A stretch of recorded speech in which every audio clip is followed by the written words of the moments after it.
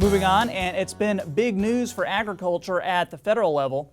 The EPA recently limited restrictions on air quality reporting for producers, as well as approving year-round sales of E15.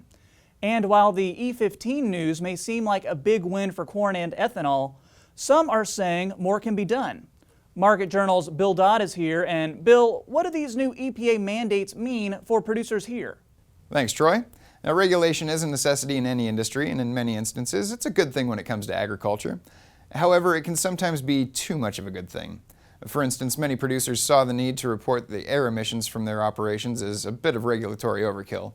Now, that being said, many were very elated when EPA Administrator Andrew Wheeler took action last week to amend the EPA's air emission reporting requirements. The amendments clarify that reporting of emissions from animal waste at farms is not required under the Emergency Planning and Community Right to Know Act. This law was originally enacted by Congress as a national legislation for community safety. The law was designed to help local communities protect public health, safety, and environment from chemical hazards. For Nebraska ag producers, that meant day-to-day reporting of animal waste emissions. Nebraska U.S. Senator Deb Fischer had this to say on the recent change. Due to unnecessary federal regulations, our ag producers in Nebraska were facing worry and frustration about calculating emissions from animal waste. Now that the EPA Administrator has officially implemented this rule, farmers and ranchers will have more regulatory certainty." End quote.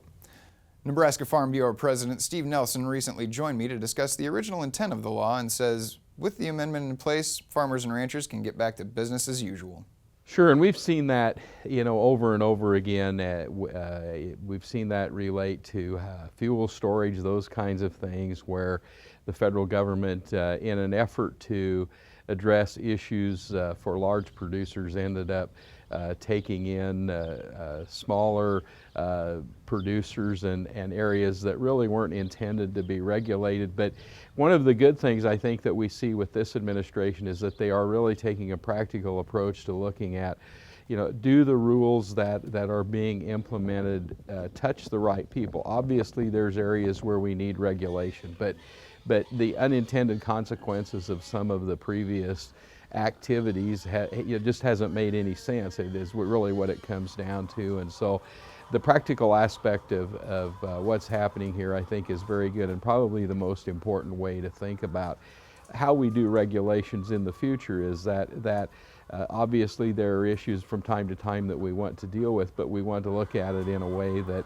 really accomplishes a purpose that doesn't go beyond the purpose or the intent of the original law. But for traditional, normal farming practices, I think that there's that there should be at least a confidence level here that you can move forward and do what you do, continuing to produce food for feeding people around the world.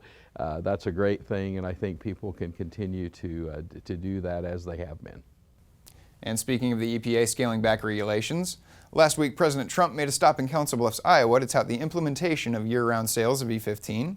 With Iowa and Nebraska both ranking first and second respectively in terms of statewide ethanol production, both states have been pushing for year-round E15 sales for quite some time. Now, that was finally made possible in part to a 2018 directive from President Trump to the EPA. It was designed to remove barriers on the use of blended gasolines with up to 15% ethanol during the summer driving season, and to reform compliance systems to increase transparency and deter price manipulation. While Trump did make good on his campaign promises to fight for year-round E15 sales, the EPA under his administration has approved record numbers of small refinery exemptions and renewable identification numbers to petroleum producers. Nebraska Ethanol Board Administrator Roger Berry tells me year-round E15 sales, as it stands now, equates to a sizable political victory for the ethanol industry. But more could be done at the federal level to make it a meaningful boost for corn and ethanol producers in Nebraska. So basically what the law says is that any refinery that produces less than 75,000 barrels per day of fuel can request an exemption from the RFS and not have to blend ethanol in. Through the years, they've been used very little, and they were used for justifiable reasons. Here lately, for 2016 and 2017, the EPA has been approving just about every exemption that's requested. Now they are all refineries that are under that 75,000 barrels per day, but many of them are tied in with large conglomerates that are making billions of dollars in profits off of the driving consumer. So why should the farmers that are providing the corn for these ethanol plants take that hit when they're in dire straits right now economically, and we have these conglomerations that are making billions of dollars, the oil companies, I'll just come out and say it, the oil companies that are making billions of dollars in profits, and they're requesting these exemptions. It just does not make sense. For 2016 and 2017, the exemptions that were put out by the EPA has been a cut in 2.6 billion gallons. For 2018, there's right at about 40 exemptions waiting that the EPA has not approved yet. If they were to approve all those, we would be hurting really bad in number of gallons that would not be blended in to the fuel supply in the United States.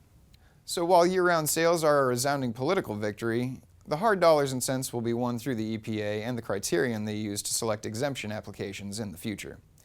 Now, if you'd like to see more of my interview with Roger, you can find that on our YouTube and social media pages, but for now, I'll send it back to you, Troy.